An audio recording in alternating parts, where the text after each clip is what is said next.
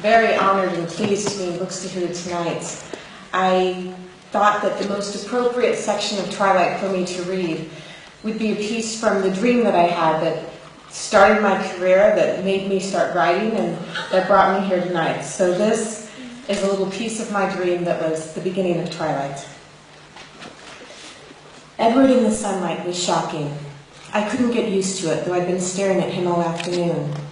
His skin, white despite the faint flesh from yesterday's hunting trip, literally sparkled like thousands of tiny diamonds were embedded in the surface. He lay perfectly still in the grass, his shirt open over his sculpted incandescent chest, his scintillating arms bare. His glistening, pale lavender lids were shut, though of course he didn't sleep.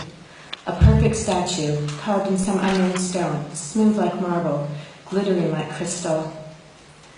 Now and then his lips would move, so fast it looked like they were trembling, but when I asked, he told me he was singing to himself. It was too low for me to hear. The meadow, so spectacular to me at first, paled next to his magnificence. Hesitantly, always afraid even now that he would disappear like a mirage, too beautiful to be real, I reached out one finger and stroked the back of his shimmering hand where it lay within my reach. I marveled again at the perfect texture, satin smooth, cool as stone. When I looked up again, his eyes were open, watching me. Butterscotch today, lighter, warmer after hunting. His quick smile turned up the corners of his flawless lips. "I don't scare you," he asked playfully, but I could hear the real curiosity in his soft voice. "No more than usual." He smiled wider, his teeth flashed in the sun. I inched closer, stretched out my whole hand now to trace the contours of his forearm with my fingertips. I saw that my fingers trembled and knew it wouldn't escape his notice. "Do you mind?" I asked, for he had closed his eyes again. "No," he said. "You can't imagine how that feels." He sighed. I lightly trailed my hand over the perfect muscles of his arm, followed the faint pattern of bluish veins and the crease in his elbow. With my other hand, I reached to turn his hand over.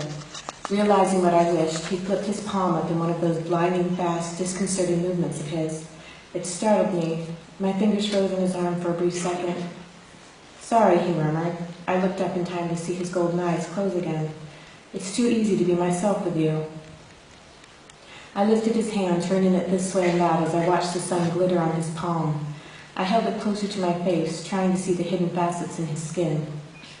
"Tell me what you're thinking," he whispered. "I was wishing that I could believe that you were real, and I was wishing that I wasn't afraid." "I don't want you to be afraid." His voice was just a soft murmur. I heard what he couldn't truthfully say, that I didn't need to be afraid, that there was nothing to fear. Well, that's not exactly the fear I meant, though it's certainly something to think about.